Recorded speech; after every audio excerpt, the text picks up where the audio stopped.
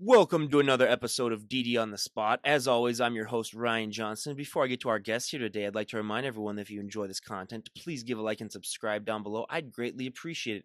We have Wendy Steinman on the podcast. She's an aerialist, the first of her kind that we've had on the podcast. She's also a rock climber, another first. She's also an NPC bikini competitor, as well as a foodie, which I mean, just hearing that makes my mouth water. But also a personal trainer. But most importantly, she's our current guest. Wendy, thank you so much for being on the show. Oh, no problem. I'm excited to be here. Absolutely. So now, before I get into the nitty gritty of it, I gotta ask, what is the weather like? She's coming to us again, everyone from San Diego. What is the weather like down there in sunny San Diego? It's actually a frigid 60 degrees outside right now. And last week it was hailing. It was very inconvenient. I had to put on a jacket, and wearing sandals outside was just the worst experience ever. Wow, putting on a jacket. That's very unfortunate for you. Us in the I know. Us I in the have a Midwest, we feel so sorry for you and your struggle. No, so yeah, I always like to ask that because just I try to get that positive weather vibe because here it's, I think it's like 15 degrees and we got a couple of inches of snow last night, and it's actually going to be, I think the high later on tonight when I'm working is going to be like -6, I think. Oh, So yeah. And my job, so I'm a supervisor at UPS. So for my job at the end of the night, me and all the other supervisors, we have to go outside and check all the trucks and make sure that like all the drivers that said that they showed up actually showed up and that they're like not loaded with packages. So that's about 45 minutes I'm gonna need to be spending out in this cold tonight. So I gotta have like my 3 layers ready out, and yeah, it's gonna be a rough one, but you get used to it after a while. That makes us appreciate the good days even more. I mean, you people in California, you guys have it so well all the time that you guys don't know a good day if it hits you. So yeah, I know. I always like to say that, but yeah, just to give everyone a little bit of a weather perspective of what we're dealing with, but. Moving on to, so Wendy, what really inspired and motivated you to make that change and adapt that healthy and fit lifestyle, or has it been something that you've always been really into? Um, I have not always been really into the fit and healthy lifestyle. Um, my parents tried to put me into sports when I was a little kid. So it all started when I was 4 years old. My best friend wanted to do ballet. And so, of course, I wanted to do ballet too. And so when you're four, no one is good at ballet when you're four. But even at four, I was the most awkward kid in class that even the other parents were like, ooh, that one's not a career as a dancer. So from that moment on, my dad actually thought like, well, if my daughter can't be a dancer, then what about martial arts? So my dad put me into martial arts. He actually sat me down, like you sit down a 5-year-old and ask her, well, okay, so Wendy, if a bad guy were to break into the house, what are you gonna do? Are you gonna like curtsy plie, or are you gonna karate chop him in the face? I was like, well, I guess you karate chop him in the face, right? Great, because you're gonna take karate lessons tomorrow. Like, okay. So I did that for a while, but that doesn't mean I was actually fit or healthy in any way. It was just something I did, and I was okay at it. I competed in some tournaments and did fairly well, but I wasn't quick. I wasn't agile. I could do the movements correctly, but not necessarily timing wise. It was really rough for me.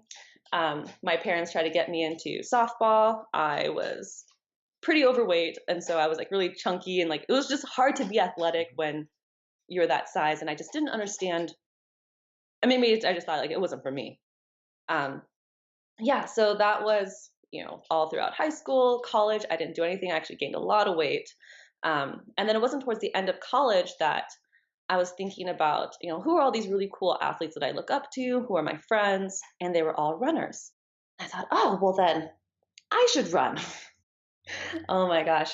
And so that was when I started getting into long distance running, doing half marathons, eventually doing full marathons. Um, and to me, I think my greatest athletic strength is that I can make myself do something that I don't like to do.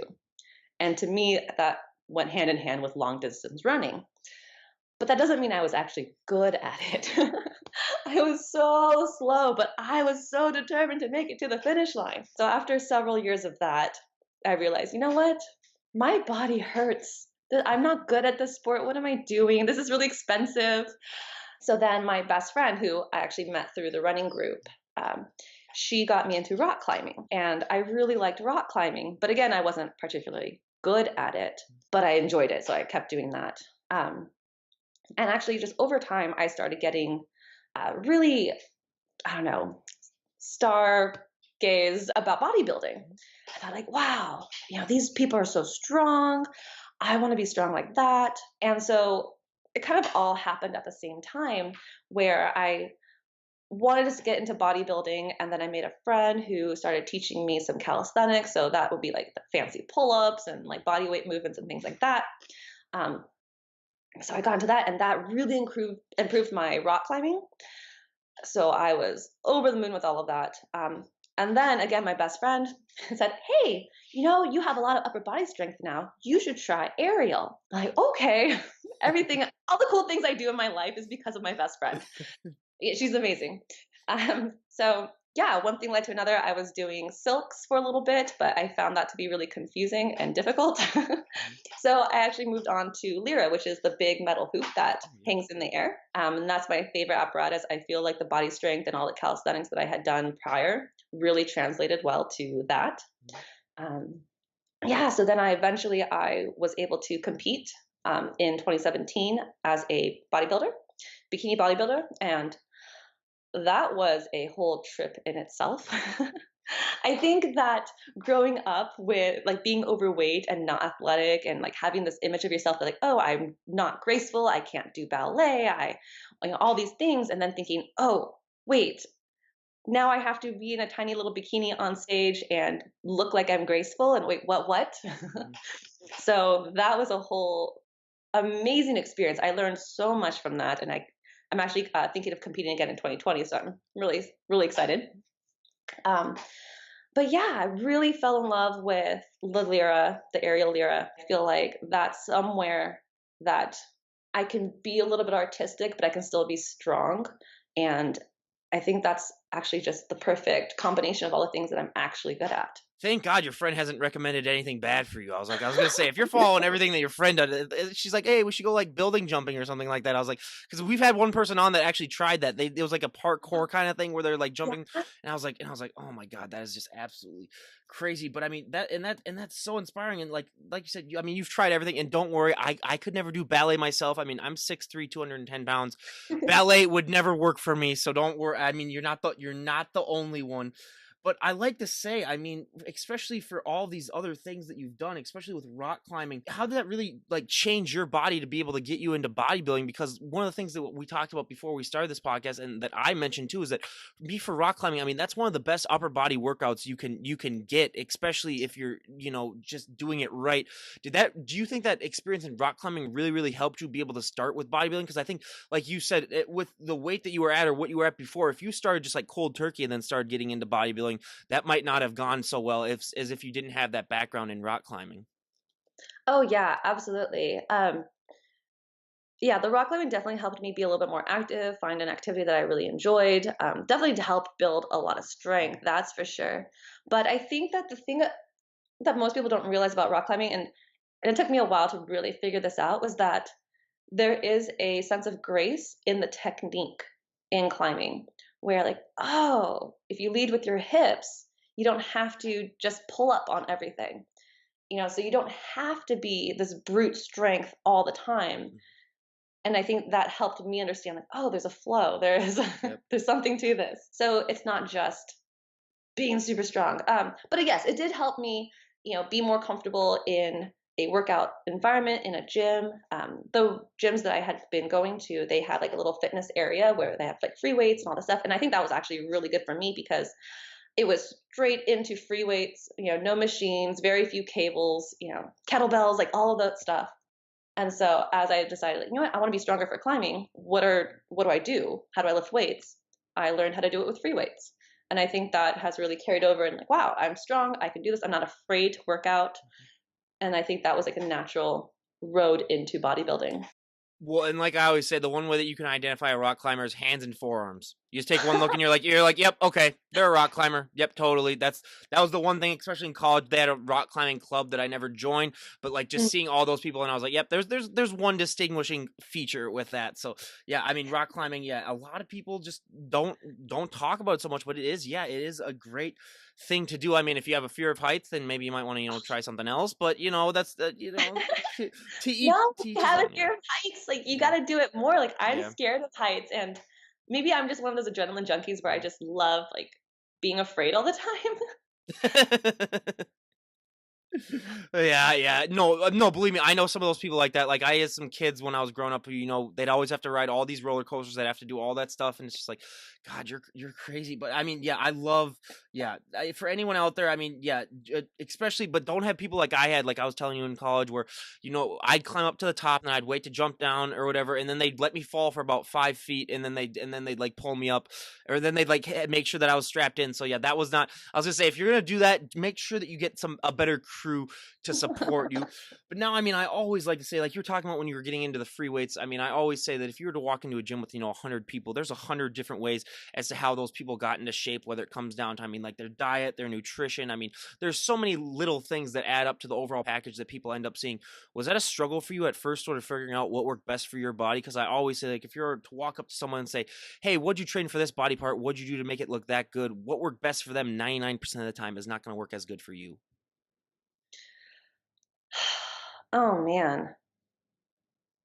It's a tough question. Um, I think I like the free weights only because it helped boost my confidence. As a personal trainer, I have clients, online clients who, aren't confident with the free weights, who aren't confident with that. And so I do, incorporate machines and cables or body weight movements or just dialing in technique so that they build the confidence to do whatever it is that they want to do, whatever their goals are, physically.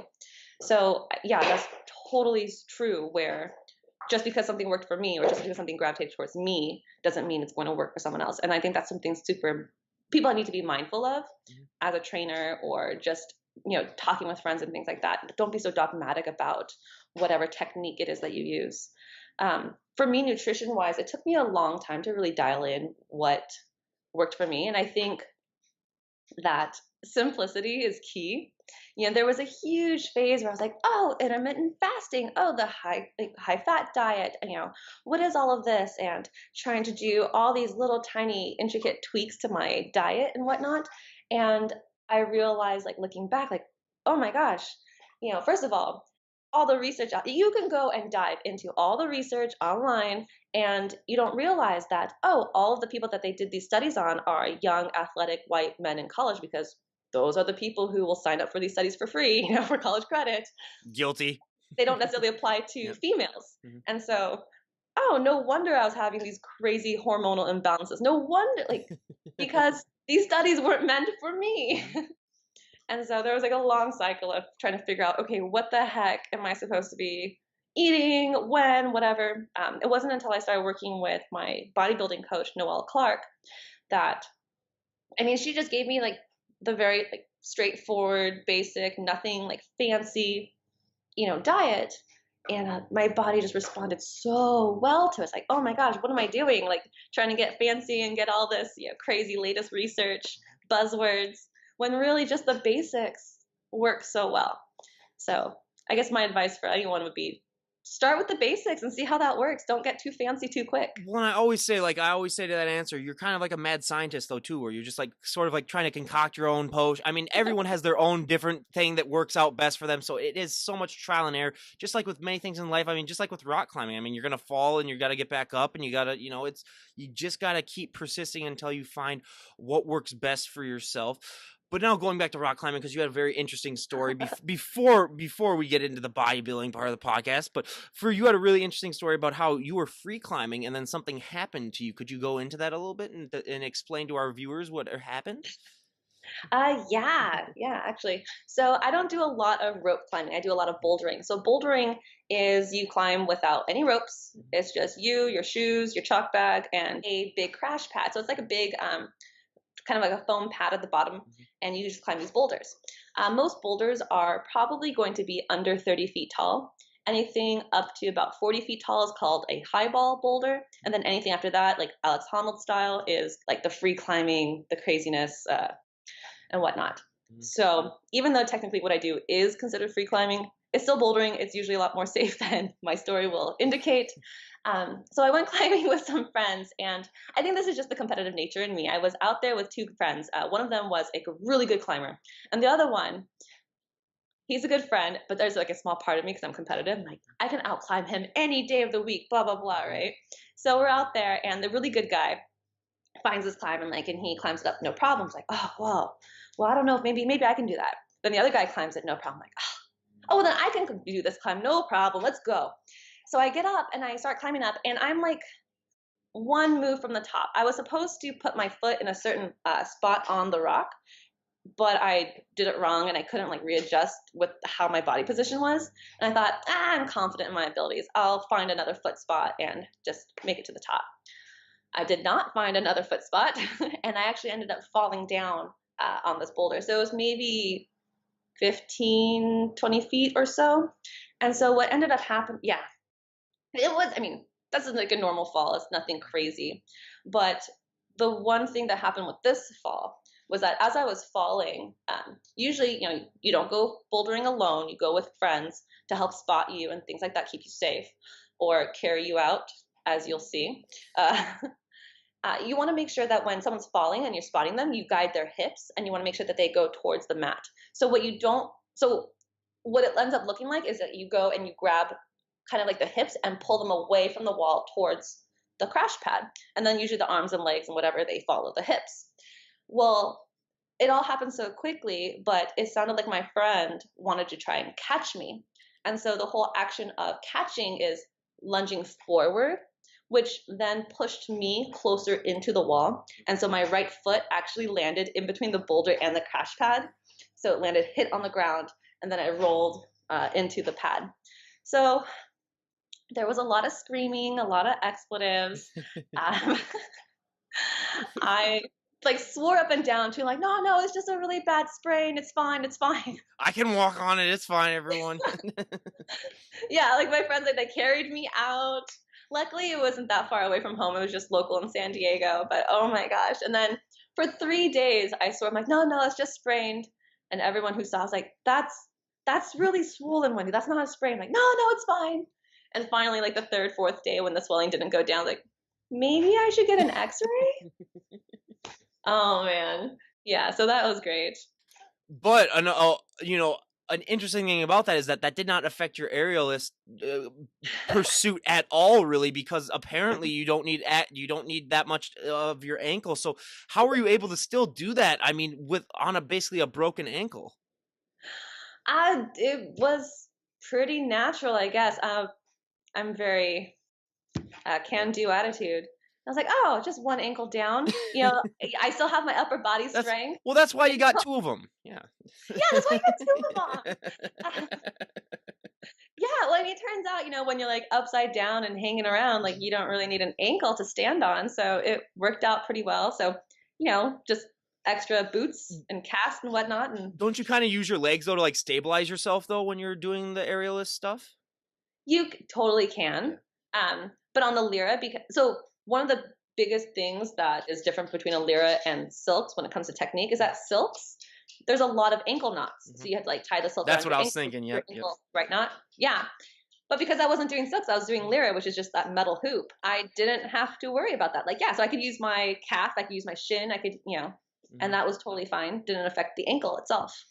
Oh yeah, and that's to still after having a broken ankle still go in there and say like, you know what, let's keep doing this. I mean, that just shows the like I always say, my guests that I have on, the bodybuilders and the health and fitness people, I mean, they're a different breed when it comes to their dedication and their determination and just being able to keep on going through, even though I mean their bodies just basically telling them, hey, let's take a break, let's relax a little bit. But yeah, and that's what makes them great, and it's just so inspiring. But I always love to ask this question because everyone's genetics are different and everyone has a different answer, which I always love. So when everyone gets started in the gym, I mean, everyone always has that one body part that really, really takes off that they don't have to train as much. And then everyone always has that one body part that, just lags behind and that they have to train to overdrive basically to get it to catch up. For me, I mean, my back, I mean, I could train like once a month. And that also goes into the fact that I worked, all throughout college as a job, basically being an unloader on trucks. So, I mean, that's just a given that I had that I had a decent back after a while. But for me, like I said, being 6'3", my legs are just shot where, I mean, I have to, train them twice a week just to get them to look any semblance like they have any muscle in them at all. And I had that pitcher's body too in high school where you had to be like super long and lean. But what were those body parts for you when you were getting started? I think that getting started, my best muscle groups or whatever were going to be my traps and my anterior delts. And it was only later that I realized that, oh, it's because I have bad form. I was like, oh, you mean I don't use my traps for like every upper body movement? What? Oh. And so then I started getting really self-conscious because like another bodybuilder at the rock climbing gym would make comments like, damn girl, look at those like traps. You're doing I was like like, shrugs when you're doing curls too. You're like incorporating them in everything. yeah. I didn't realize that was yeah, so like developing some bad motor patterns there. Started calling you like Trapzilla and stuff like that. Basically like no neck. Yeah. Oh man. Not the bikini look I was going for. Yeah. So I guess it kind of related to that because I was, trying to use my traps for like, I don't know, all my deltoid muscles, like workouts. Like Yeah. I didn't know how to like just use my shoulders, my delts. And so I think that's something that I have to work on a lot is, okay, really focus on delt workouts and things. Yeah. To really pay attention to that. So I train that twice a week.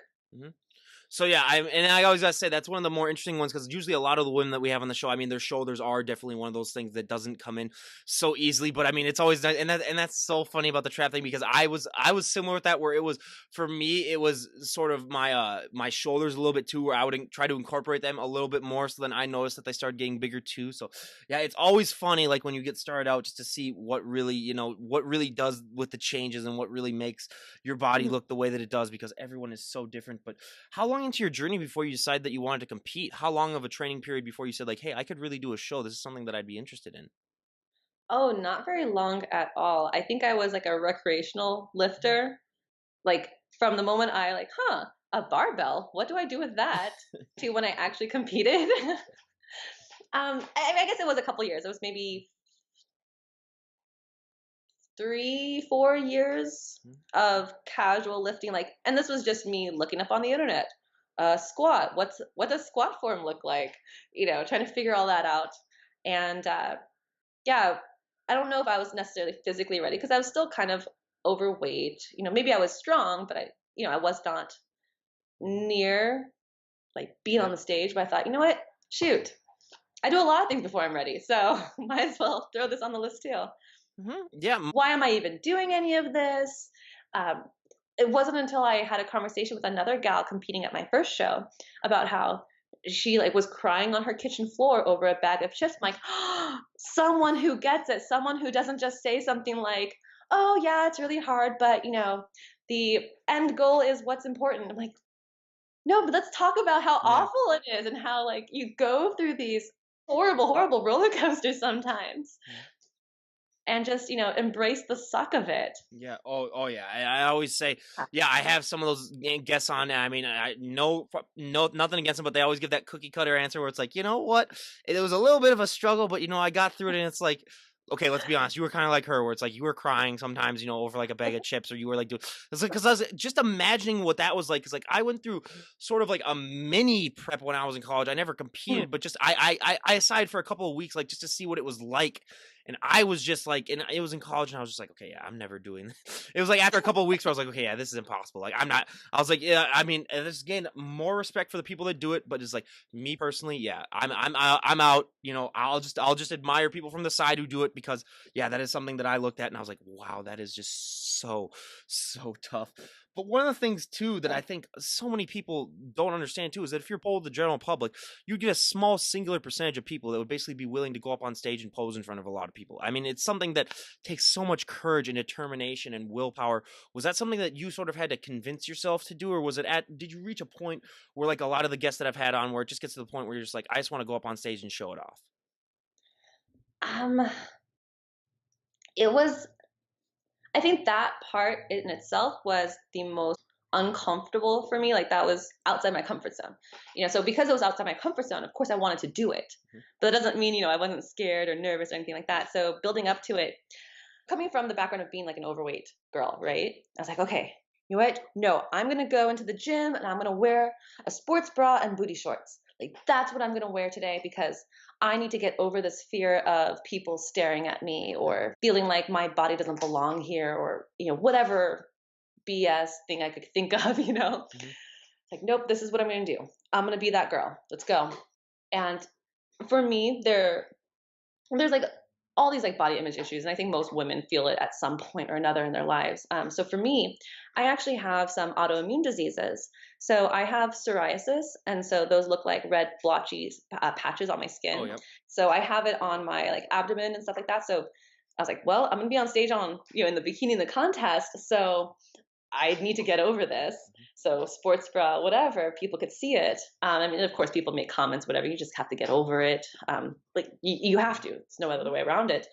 Um, and then the other one is I have ulcerative colitis, and so what that means is my immune system attacks my large intestine to the point of ulcers and all sorts of crazy complications.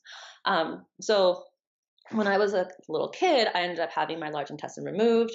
I'm doing well. I don't have to go into details of the surgery, but point is, I have a really long scar, and so that was another point of I don't know uncomfortableness because I was like, okay, people are going to be seeing my scar in its entirety. People are going to see all my psoriasis.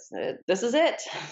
I'm gonna be completely honest. One of my ex-girlfriends, she had the same thing where she had the scar down her stomach too, and it was for the same reason why. So, Oh because yeah. I remember, it was a while before I actually finally saw that, where I was just like, "Why are you like not like?" We'd go to a beach and she'd be like wearing like a full like like a shirt over it, and I'd be like, everyone else is like, and it took a while before she said like, "Well, I have a scar on my stomach." So, I'm not gonna name names because I'm not gonna put it out there, but yeah, so yeah, but yeah, it was yeah. So even though the breakup was not me. I'm just kidding, everyone. But I'm just kidding. But no, yeah. So yeah, I totally get, and that can be especially for bodybuilding too, where like you said, you have to show off basically everything. I mean, that's and that just adds more. I mean, that's just so much. Yeah, and I mean, kudos to you for doing that too, because I mean, I could not imagine what that would be like for me personally. I mean, for me alone, I mean, that's just that to going up on stage and doing that. I mean, I did a few things like we had a man pageant competition in high school where Oh like yeah. it was like a reverse beauty pageant where like it was like sort of a thing like that where we did a skit. If you remember the Chris Farley Chippendale skit from SNL, where he was Mm-hmm. so I was in really good shape even back then, but I was like really skinny, so I played the Patrick Swayze role, and then one of my friends who was one of the contestants, he played the Chris Farley, and he was like 280 pounds at like 5'8". So like we did that skit, and it was one of the funniest things. That's actually so 2 days ago, it was actually the sixth anniversary of when that happened. So yeah, it was a big deal. Like I texted him about that. He's in Missouri now, but yeah, that was a lot of fun. So that's just my experience being on stage, and just going through that was nerve wracking enough. So I can't imagine going on stage in a bodybuilding and showing off like that. I mean, that to me is just it's so inspiring. But one of the things that I love to talk about, because as you can tell, I'm a pale Midwesterner. I mean, I've never been tan a day in my life. I either get farmer's tan or I just get burnt to an absolute crisp. What is that experience like for you putting that tan on? Because we hear so many people talk about, like you see muscles that you never even knew that you had. Everything really seems to pop out. What is that experience like for you? I It was just all so surreal. I was like, oh, I'm an Oompa Loompa now. Okay. Um, yeah. No, like it was I think it was really helpful in this like mental transformation of like, oh, my body really is transforming. And that was like the final stage of it.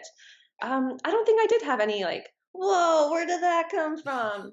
I think there was I think the self-conscious part of me is more like, oh, I wish that was more defined. Oh well. But no, the tanning process was incredible. Like they make you do two coats of tanning, and then you do touch-ups and whatnot. And It's like, oh, can't touch anything, can't sweat, Yep. can't. Um, It's like I always like to say, you basically have to become a statue. You can't really touch anything. You can't really sit on anything. A lot of people like they bring their own bed sheets to the hotels or wherever oh they're yeah, yeah, staying the at. bed sheets. Yep, I mean those hotels must. I was gonna say, yeah, those hotels. If no one ever brought their bed sheets or whatever, they would make a field day in the fines that they'd have to give people. But yeah, I mean it's just another thing. But with the psoriasis too, did that cover up the psoriasis, the tanning, or was it something where or where you still saw it? It made it worse. Oh, Yeah. So I guess they had recently changed the formula of the tanning hmm solution, I guess, that they spray you with. And so it actually made my spots a lot darker. So before, even though my spots might have been like pinkish, but because the texture of the skin was different, it absorbed more of the tanning solution. so it's like And so black. it just looked, yeah, yeah. Yeah, So it just looked like these huge, giant, dark spots, like my body was covered, I don't know, like moles, you know? yeah. And I was like, I don't know if this is like better or worse. Like, oh, Yeah, yeah, oh well, this is what we're doing. yeah, Six I mean, months. like she said, when she's motivated and determined to do something, she's doing it. So I mean, and that's just, I mean that yeah, and that's I mean that's why I love having those stories and I love hearing about that because everyone has their own unique story and yeah, yours has a lot more funnier parts in it. So that's what I enjoy. That's why I enjoy the most about. I mean, not funny it's not at your expense. We're laughing with you. We're not laughing at you, Right. but Well, I have to laugh first, right? yeah. You Oh. can't Oh. have Absolutely. So, and probably the number one thing that I think most people don't understand is when I talk to these competitors and the general public, they don't understand that for so many competitors, posing is the hardest thing.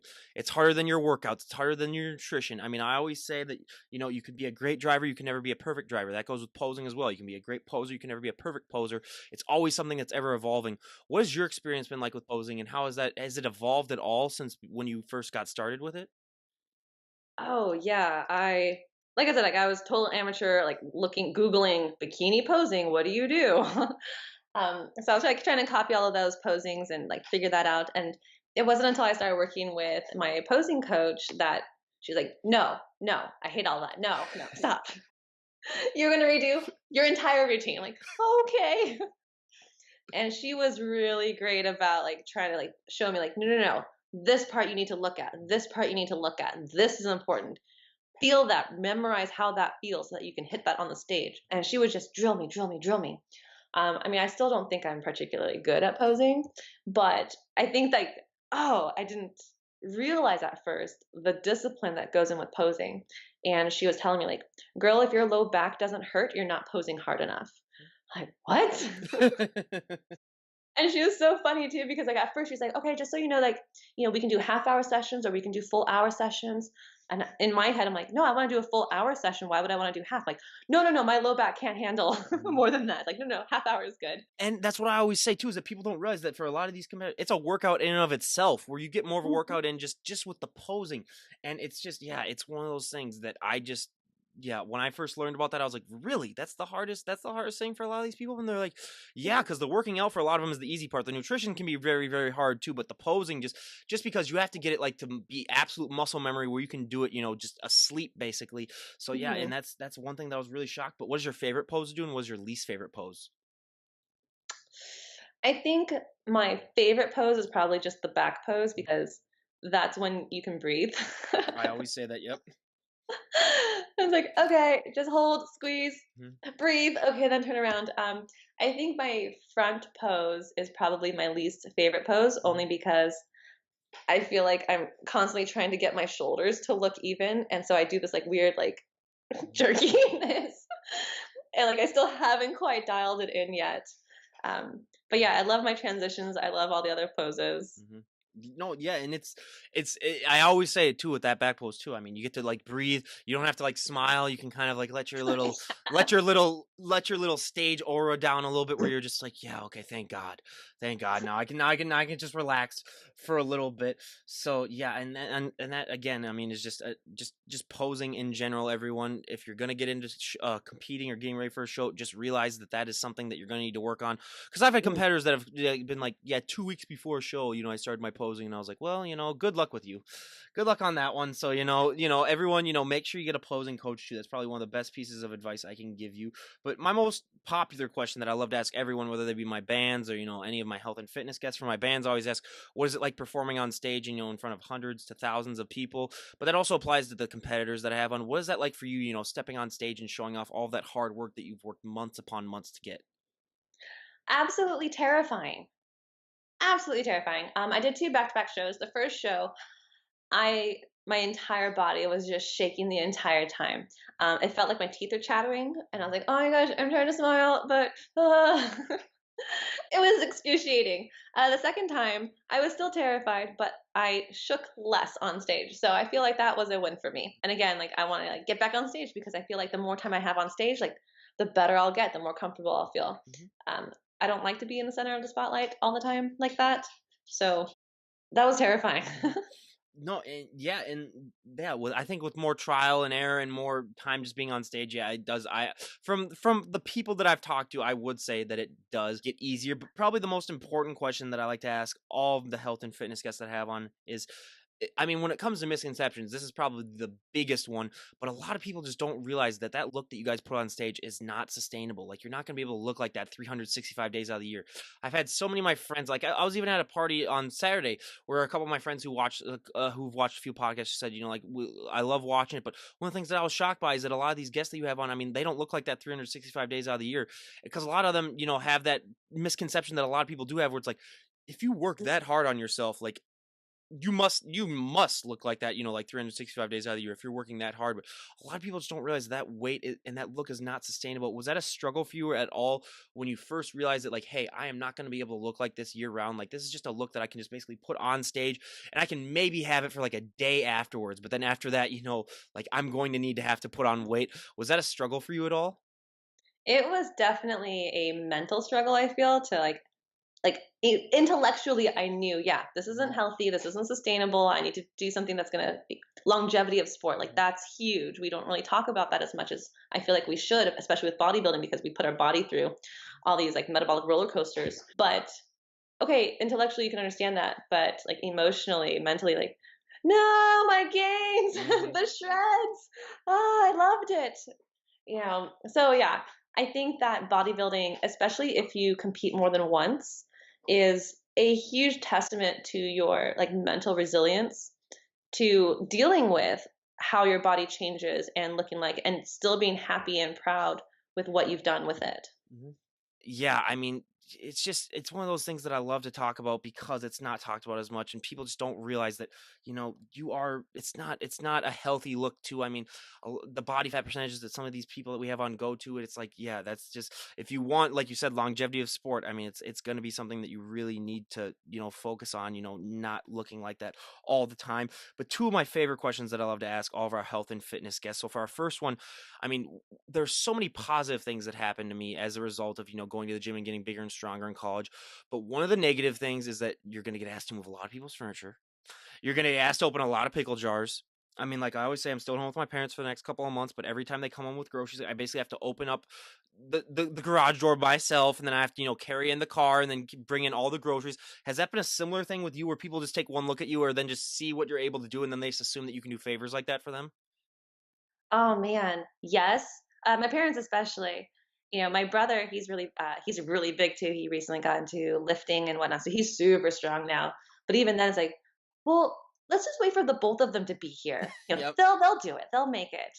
They Hmm. can carry the boxes. Oh, they're strong. It's so funny because I think in the rock climbing community, a lot of people are strong, so I don't really get asked a lot of favors in that sense. But I do get asked all the time, like, "Oh, she looks really strong. Hey, Wendy, can you do this crazy, stupid, incredible, hard move?" Like, what?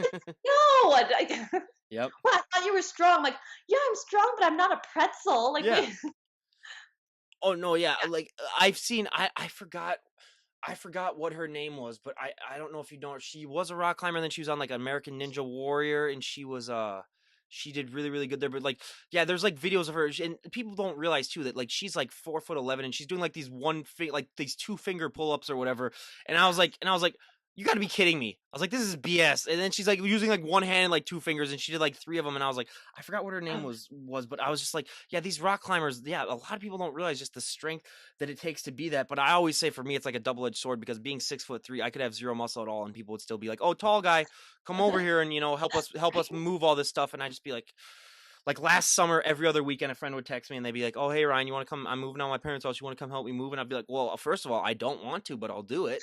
So I was like, "Let's just make this. Let's just make it like I'm not being like, yay, yeah, I'm gonna be right over there right now, and I'll skip and I'll hop my whole entire way over there. Where it's like, yeah, I'll do it. So yeah, it was just definitely something that I really had to realize is gonna happen. But I consider it a positive thing too because people then that's their way of basically telling you that hey, we notice that you work out, and it's you can help us with it. I always like to say. But one of the biggest missing stereotypes, I totally forgot to ask this in the beginning, Mm, but one of the biggest missing stereotypes that I love to bust, because it's gotten better the last 5 years with Instagram, but there's still just a significant amount of women that have that fear where if they touch one mhm. weight, they're just going to hulk out and put on like 50 pounds of muscle overnight. And, I always say to that, you'd become the biggest commodity that the world has ever seen because everyone would want to know what you did to do that. I mean, I know at least every single guy and all the women that I have on the show and a lot of women in general would be begging for you to become their person. Like I would throw my entire life savings at this person if they gained 50 pounds of muscle one night from working out.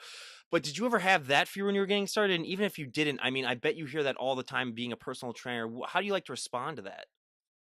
Yeah, I hear it all the time.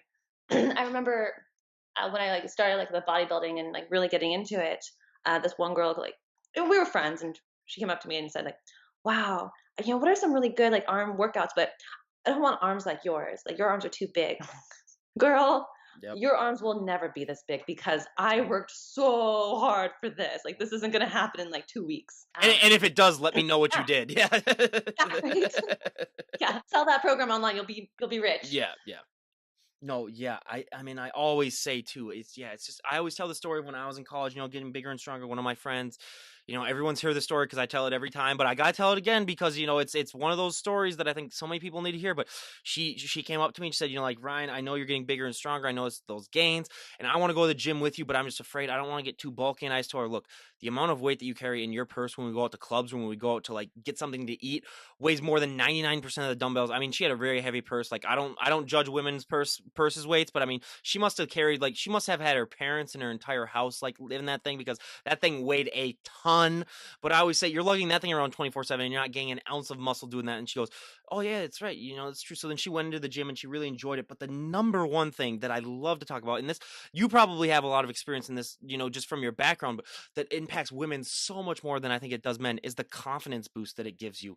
I mean, there are so many times where I know there's that stereotypical guy where they walk into the gym like they own the place, even if they've never lifted a day in their life, and that's just how some guys are.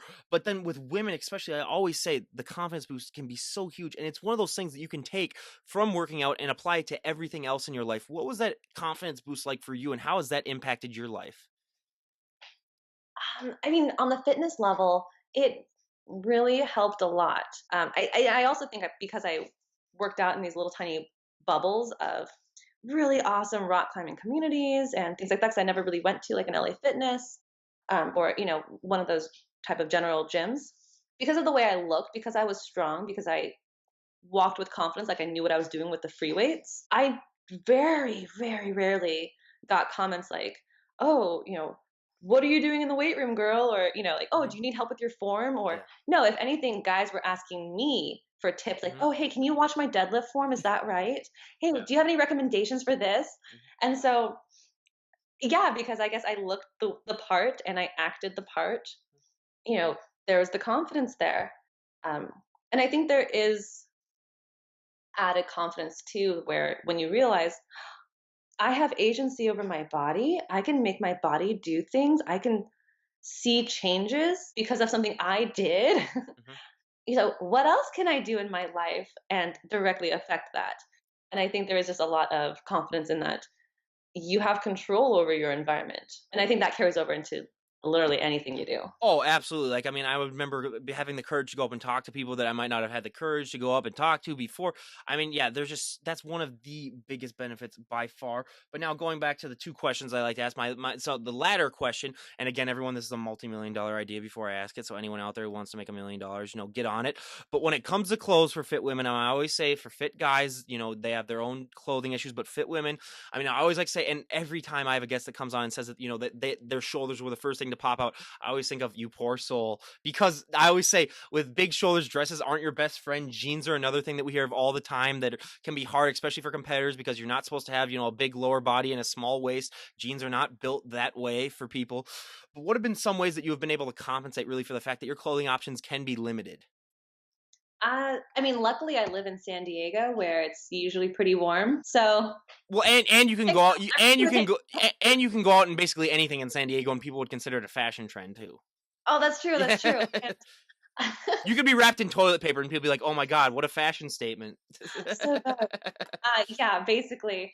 Um, yeah, no, like most of my clothes don't have sleeves Mhm. because it's just not worth the Like I effort. say, when you have arms like that, though, you got to show it off. Let's be honest. I mean, you don't want to. I mean, that's torture. I mean, if you're not going to be willing to, like I always said, like if I was ever like got into like that lean for a show, like I would be snow throwing in -20 degrees sleeveless. I'd have everything else covered up, but just sleeveless. I'd be like, yeah, so what? They might freeze, but it's a good pump or whatever. Yeah, so yeah. I mean, I always say that, and It's I that, yeah. right? Oh, absolutely. And like I always say, anyone out there, get on it if they have an idea for clothes for fit women, because it's something that we hear of all the time. Where I mean, if you can just invent just your own, like sort of like a legging or anything like that that just adjusts the size. Yeah, I mean, 100%. But my favorite question that I like to ask our guests that especially went through a drastic weight loss to get into shape to go into bodybuilding is, I always love that, and you kind of touch based on it a little bit, but one of the big struggles that I've heard from people that have went through a similar transformation is that you get so used to for such a big chunk of your life being identified as like the overweight person or the person like that can't do things because of the way that they look, and you I mean that sort of builds into your mind where you just think that you're always going to be like that. But what was that change like for you mentally, just going from that and then to where you're at now, where you're just like, holy crap, like I am muscular, like I'm strong, I can do these things. Was that a tough adjustment for you mentally, just realizing that like, hey, I am not the person that I was for such a long part in my life? It is still an everyday conversation I have in my head, like, "No, no, no, I'm not that person anymore." You know, even just, like, a couple days ago, I'm starting to cut a little bit, in preparation for spring and summer, but, like, so my abs are, like, coming in a little bit, like, "Oh, yay, my baby abs are here." But then at the same time, like, wow, I still feel like that super like, overweight girl in college who, was, like, an invisible wallflower, and it's like, "Wait, how can I be both people?" Like, "No, no, I still have, like, baby abs." Like, "Girl, look at your own Instagram." Mhm. Like, "You've done so much. You're not that same person anymore." Yeah, I still have that conversation with myself. Yeah. Um, and I think part of it too is sometimes I feel like, you know what, I have better things to worry about, better things to think about because I'm doing so much. I don't have time to think and feel sorry for myself or like, like feel self-conscious. I'm too busy doing stuff. That is well, honestly, that's the one reason why I love that's one of the reasons why I love doing this podcast and having my 40-hour a week job is because I get so busy that I can't worry about anything too. Where it's literally just like I have no time for worries. Like I'm doing this, I'm doing this, I'm doing this.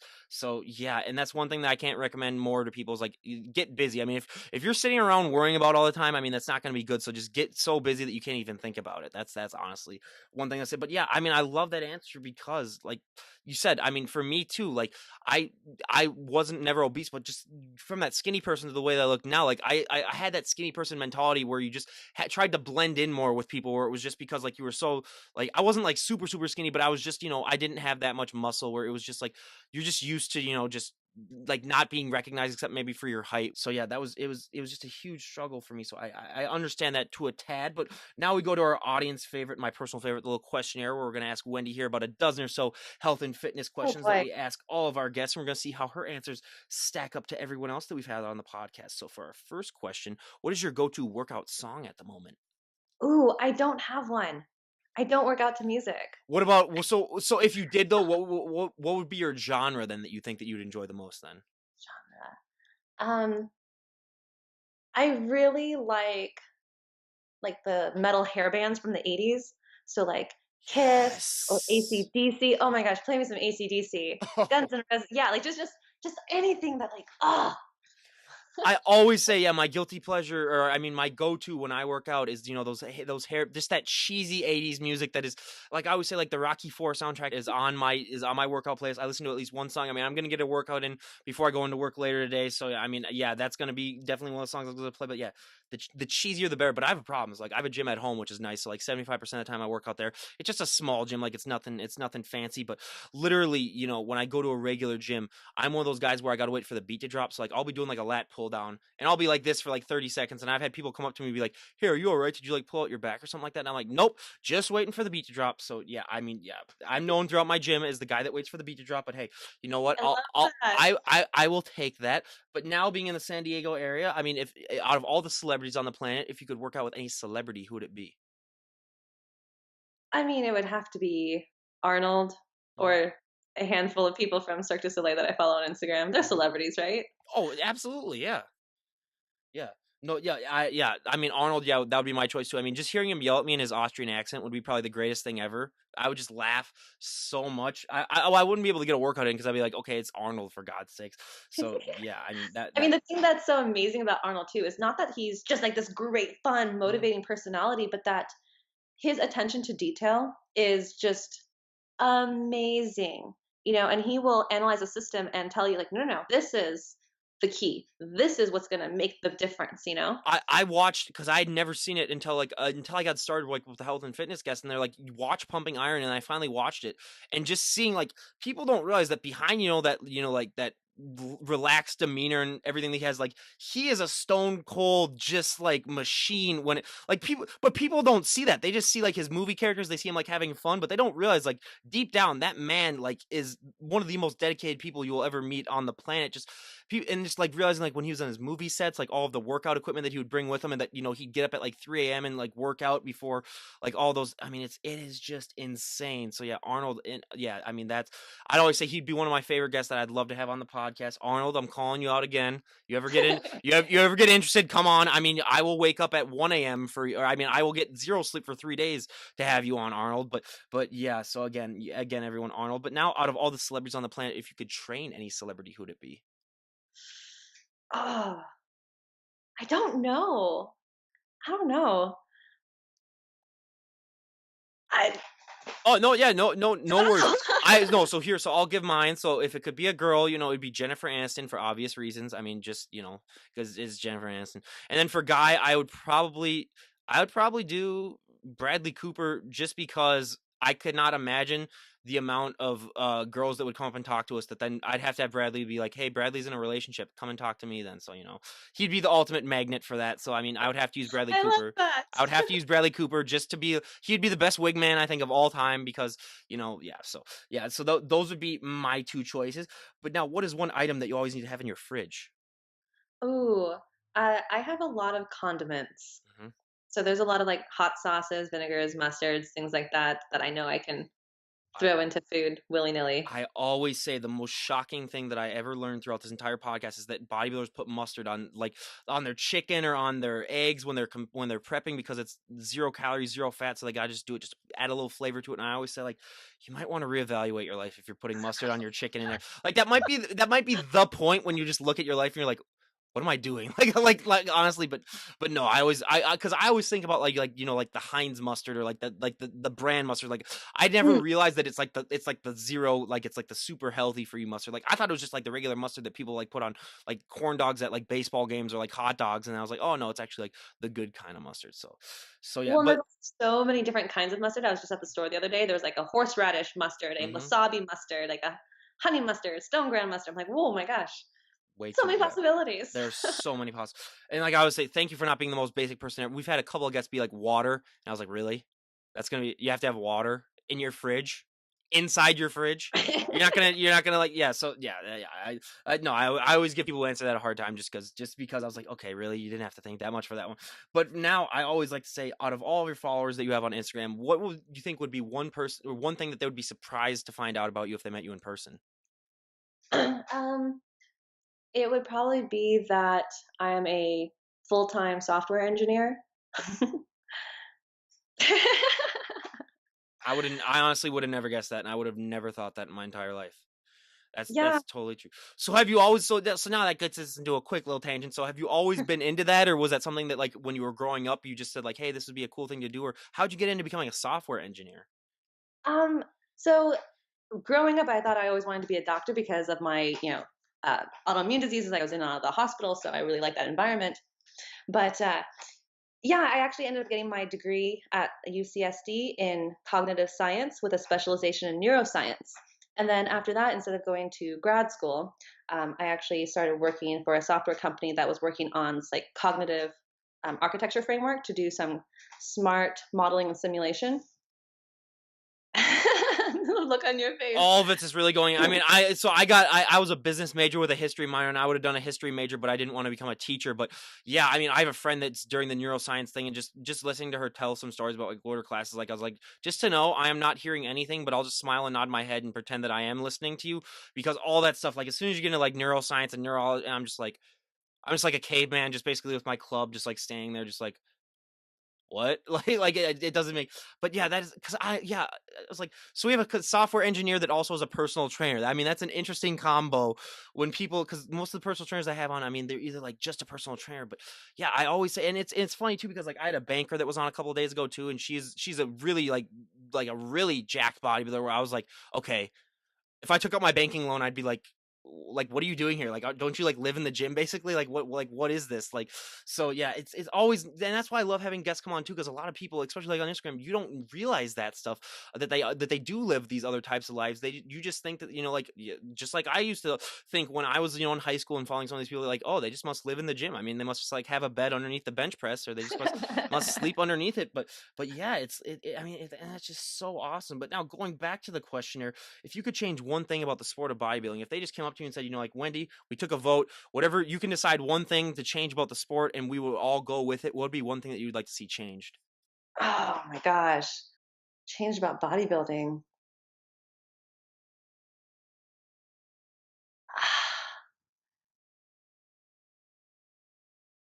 Hold on, let me think about this. Let me think about this. I'll give my answer while you're thinking about it. So Okay, I've okay. never answered this, but I thought it would be if that would be a fun answer. So for me, I mean, one of the questions that I like to ask, but I didn't ask, is the high heels. I mean, what that experience is like with, and we hear so many people like struggling with the high heels. I would say take the high heels out of bodybuilding because honestly, like that you make it hard Ooh. enough on these people as it is. Like, you don't gotta add high heels. And I always say like if you ever wanted to break the internet, make the guy bodybuilders have to walk out in high heels, and then you would break. I mean, that would bring more attention to the sport of bodybuilding than I think anything else. But yeah, those high heels, I was like, these women already have it hard enough. It's like, don't make them wear those high heels. I was like, they can go barefoot if they want. I don't care. Yeah.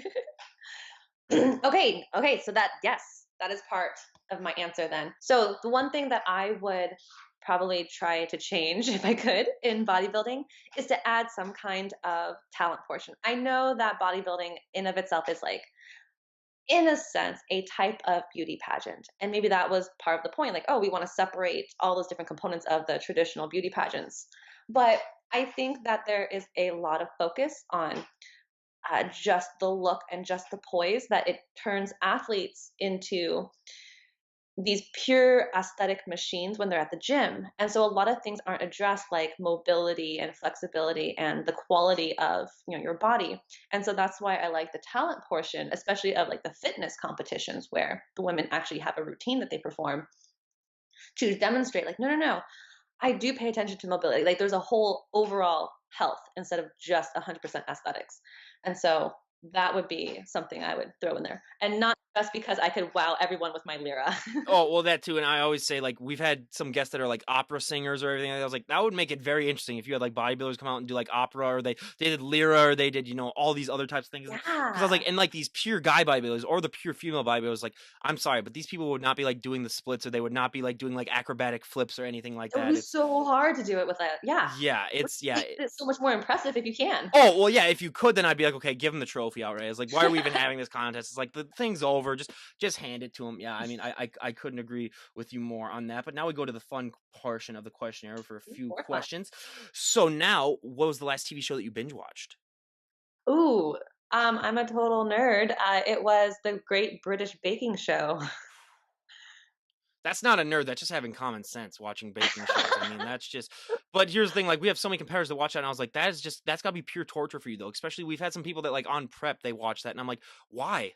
Like, why are you doing this to yourself?" I mean, it's but yeah, those baking shows, I love so I like those Halloween Wars when it comes on the cake show where they make, like, Yeah. those they make those kinds so it's not in the season anymore, but yeah, I mean, I love those type of shows where, like, they have those cake things where yeah, I okay, way to go. Now you made me start drooling. Now I'm starting to think about that. So now I can't wait to have my eggs right after I'm done talking to you now. So now you make me drool.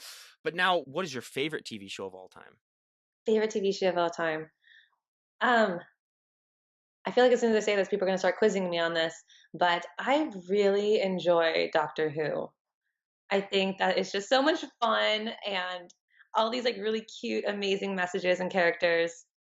Uh, yeah. I never really got into it, but I've heard so many people talk about it, so I've always wanted to, start sort of try. But like I then I realized that it's been on for like 50 years. So I was like, yeah, I'm gonna have a lot of catching up to do then if I'm actually gonna really, want to get into this. So, but yeah, Doctor Who is one of our popular, and I say it's been answered like 3 or 4 times. So yeah, it's Oh definitely on yeah. there. But now everyone has one. What is a guilty pleasure movie that you enjoy? It would be a tie between Love Actually and Mamma Mia. Yep, yep. I okay. All my guy friends, close your eyes, close yours. I've actually seen Mamma Mia a couple of times, and it's I will never admit this in person, but I thought it was good. That's It all I'm was gonna all say right. about that. It was all right. Mhm. I mean, I'm a fan of some of Queen's songs. I will never, admit that in person. And again, all my guy friends, I will punch you in the face if you ever accuse me of it in a person. I will defend my honor. But Mamma Mia and Queen, yeah, or I mean not Queen, ABBA, Apple. ABBA, yeah. I see. I had Queen on the head because if everyone doesn't know this, we record this the day after the Oscars and with Queen doing everything, and then Bohemian Rhapsody. My little brother saw that in theaters like 11 times, and I was like, okay, first of all, you wasted so much money, and second of all, and I just watched it a couple of days ago, so yeah, I had that on the mind, but yeah, ABBA and Mamma Mia. But for me, my guilty pleasure movie, I mean, Princess Bride, hands down. Oh, that is my all-time favorite movie. Oh, Yeah, yep. like, I don't even feel guilty Hmm. about it. No, I straight up love that movie, Yeah, it's the best movie ever, like, I read the book a yeah. million times. If Oh, yeah, so if that movie comes on, no matter what I'm doing, I mean, I'll stop and watch it. I mean, I was writing my thesis paper in college, and that movie came on, and I stopped writing my thesis paper. And if that doesn't show dedication, I don't know what does. But yeah, I mean, most people and some people, and I'm surprised. Like, I'd say like a third of the guests I have on have never even seen it. And I was like, okay, here's what you're gonna do. As soon as we're done with this, you're gonna find 2 hours of appropriate time and then watch that movie because so many people just don't realize the quotes that are in that movie that you hear in everyday life. Like people are all of a sudden they'll come back to me like when I release the podcast and they'll be like, oh yeah, I actually watched that movie and I was surprised, like all these quotes that I heard in everyday life that I never even knew. So yeah, anyone out there, Princess Bride. But yeah, that is one of. I mean, that is one of like that to me is like a perfect combination of action, adventure, comedy, and like fantasy. Like it is the perfect. Yeah, I mean, I couldn't give more praise to it. But now, what is your favorite fashion trend of all time and least favorite fashion trend of all time? um, well, this might be because I live in San Diego, but my favorite fashion trend is leggings as pants. Yep. Oh my gosh, I am so happy that, like, us young women have fought so hard to make that a thing. Yes, leggings as pants. I only have one concern about that is that there is an age where you're too young for some people to wear. Like if I see like a bunch of like 8-year-olds or whatever like wearing leggings, it's like no, stop! Like, come on! Like it's like God, yeah. But I know like leggings, yeah. I mean, and that. I mean, yeah. That a lot of guys thank the world that has become a popular thing known to see women in leggings. So I mean, that's let's give credit to where credit is due. But yeah, leggings is definitely a thing that I do. But what is a fashion trend that you don't like? Okay, the fashion trend that infuriates me are bell sleeves. So they're like the sleeves like on jackets or shirts or Yeah. whatever, where they're like bell bottoms, but around your forearms. That must be a West Coast thing because I don't know if I've ever seen that.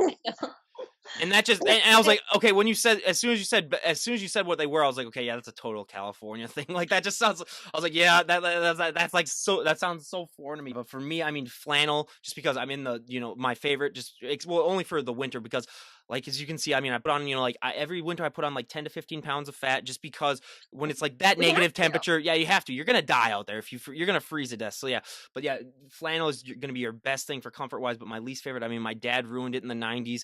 Fanny packs.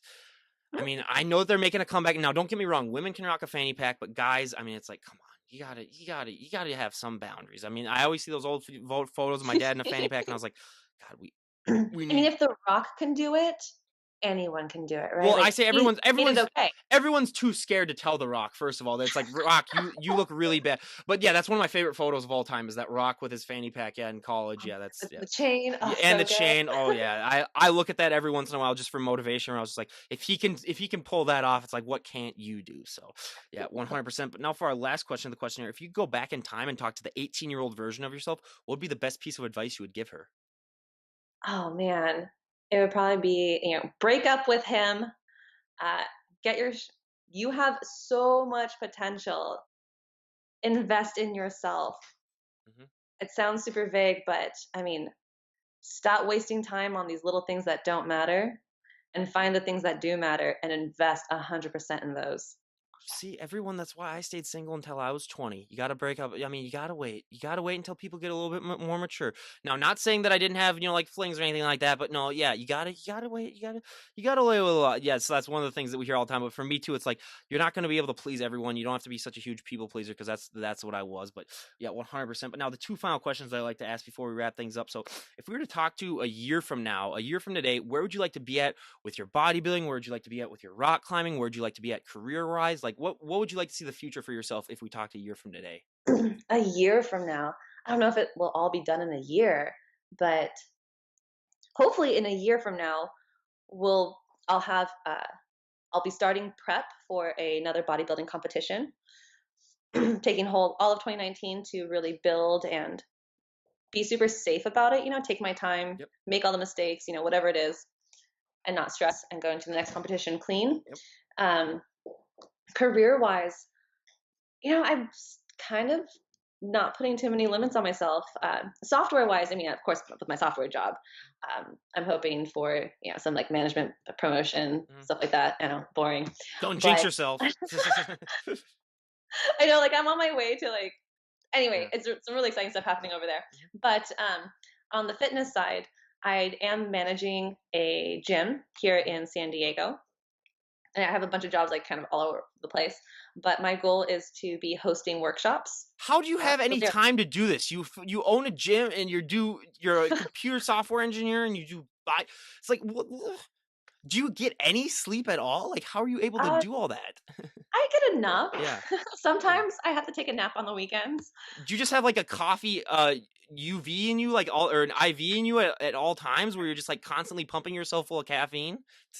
Oh man! So the software job, we recently got a new espresso Mhm. machine, and I swear there are days now where I don't drink anything but Mhm. coffee. It's so easy. You just press a button. Mhm. Yeah. Yeah. And honestly, yeah, we wish you nothing but the best in that. What is this gym and where can people find it? Because we have a lot of people that actually listen in the California area. Oh, well, it's called the Center for Balanced Training. We're actually on the fourth floor of what was previously called World's Gym. It's now TG, the gym. It's in PB. It's actually the bodybuilding mecca here in San Diego. So we're on the fourth floor. I'm just the manager. I don't own it. But Anthony, the owner, is amazing. And we've built a space there that primarily for private and semi private training, but we focus on a lot of balance. Well, balance training like slacklining, balance boards, Bosu ball type of training to help balance out any type of or imbalances you can get from sport specific training. But a lot of the other work that we do there too is uh, gymnastic strength training, which is where I do a lot of my training with my boyfriend, who is actually my trainer and got me into a lot of this stuff too. Um, but that's where actually I have my liras hanging up.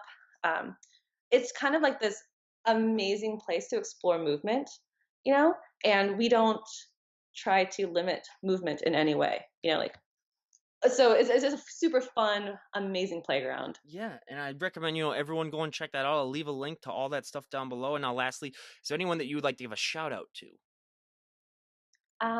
My boyfriend, because he asked, well, one, he asked me to, but no, he has been probably the most amazing piece in my sort of fitness journey, Mhm. if you will. Um, I think that going into all the bodybuilding, the rock climbing, starting the aerial and starting the calisthenics with like some other friends, I wasn't in like a healthy mind space of when it Mhm. came to movement. I wasn't as forgiving and accepting of myself when it came to all of that. And he was the one who, taught me like, hey, look, there's no wrong movement. Mhm. Movement is something to be enjoyed. It's not a task. It's not a job. It's a privilege to move. Mhm. Oh, So yeah. enjoy it and be thankful that you can. And it's like, whoa, what? Like, this is, you're right. Like, this is joy. Mhm. This is pure joy, Yeah. being able to move in my body. Yeah. And so I think that whole new perspective and him like constantly reminding me to be gentle and accepting of myself. Yeah, I mean, yeah, and that's so huge. And I always say, like, if you have someone to help you out, I mean, definitely go with that because I tried doing it myself, and it can be very, very hard, especially trying that out on your own. But again, you guys, we cannot thank Wendy enough for coming on the show. I mean, you were a great guest. Just hearing your journey, I mean, you definitely had a little bit more comical of a journey than most of the guests that we had on, so we can really thank you for that. Just getting a nice little early morning laugh for me. But again, you guys, go and give her a follow on her Instagram. I'll leave a link to her stuff down below and the gym. Go check it out. And if you need any personal training advice, I'm sure she'd be more than willing to help out. So I'll leave links to that stuff as well. And again, honestly, we wish you nothing but the best and all the stuff that you do. And if you're more interested about rock climbing, I highly recommend you go and check it out. More interested about being an aerialist, I highly recommend you guys check that out too, because I always like to say it's all about finding, what you really enjoy in this life. I mean, we're on this earth for such a short amount of time. Just find what you love and then just stick with it is the best piece of advice that I can give you. But again, you guys, this is Ryan Johnson, DD on the spot, signing out. Have a great day, everyone.